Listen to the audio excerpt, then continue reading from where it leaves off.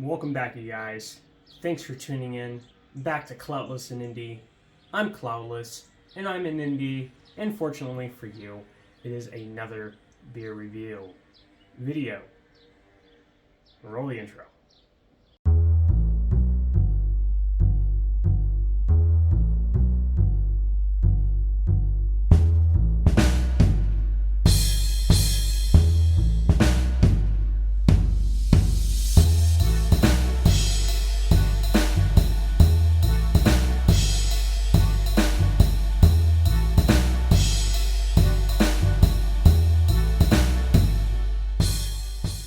So today, I'm very happy to have finally actually made it to this beer. If you can't already see in the background, I'll be covering Quaff On Brewery Pineapple QTFO.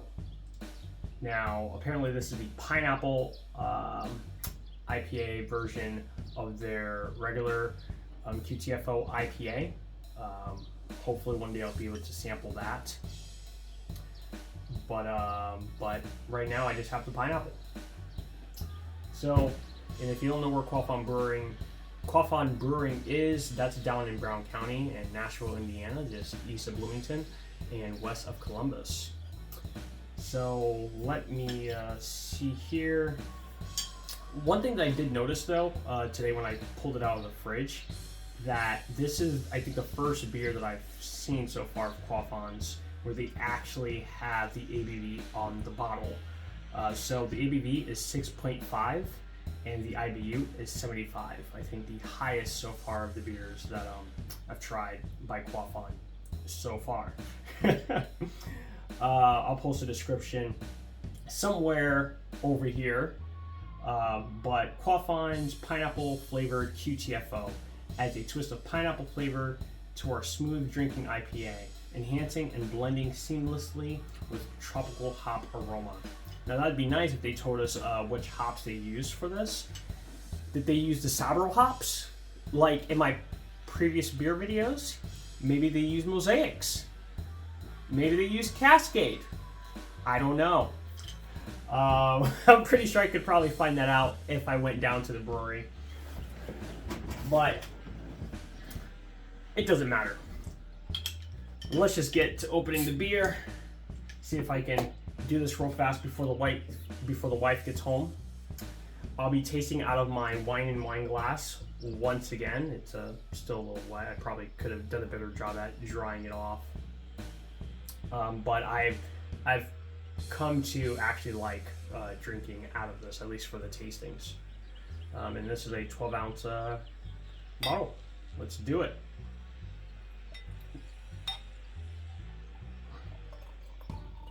Now I did pull this right out of the fridge. Well, maybe it's been out of the fridge for about 5 minutes. As you can see, it's a gold, maybe honey color, and not a lot of head formation. Not sure if that's due to the temperature or what.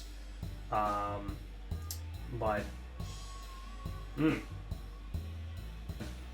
I think, unfortunately, I've made quite a mistake. So my hands were like super dry, and I just put on some lotion, and now it's just like all I can smell is my lotion. It's like, damn. But I can still smell the beer. Let's see if I can still do this review with that extra smell. Oh, look at that! Look at that nice head there. I mean, not a lot of tight bubbles. But the head still looks good. I mean, it's not great. Could be better. But you know, it's just a nice thin head. And the smell is absolutely great. You can definitely smell the pineapple citrus. And in this case, it is a very sweet pineapple citrus. And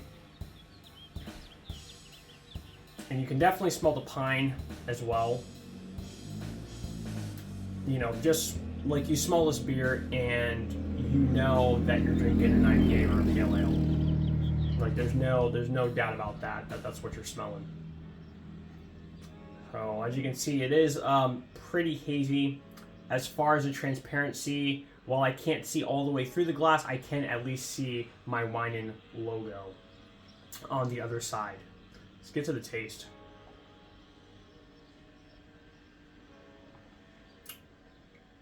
Oh yeah, that's really good. I want to say like the bitterness is actually pretty soft. I think it's like the proper level, at least for my taste. You know how an IPA should be. It should be enjoyable, right? Not I'm just drinking. You know, I mean, there are some beers that you just drink for the experience, but in this particular case, I want to say it's pretty easy drinking on the palate at the current temperature that it's at. And what I love about it too is that what you smell in the glass is pretty darn close to what you're tasting on the palate. It's pretty darn close.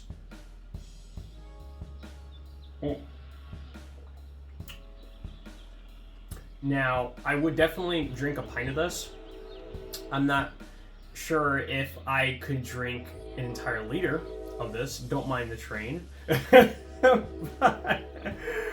But this is a huge fan favorite, or I mean, this beer has a lot of fans, at least at Bigwoods. But whenever I bartend there, I like to say that it is a cult favorite. The people who know it, they come and they specifically ask for it. But that probably obviously goes without saying. Let me see. I have a tasting sheet. Let me see if there's anything else I need to cover. So I just looked at my tasting sheet and not really much I need to cover. I mean, as I said, it's a bit of it is a little sweet, which I like. I want to say it is a little savory. My mouth does water every time I take a sip.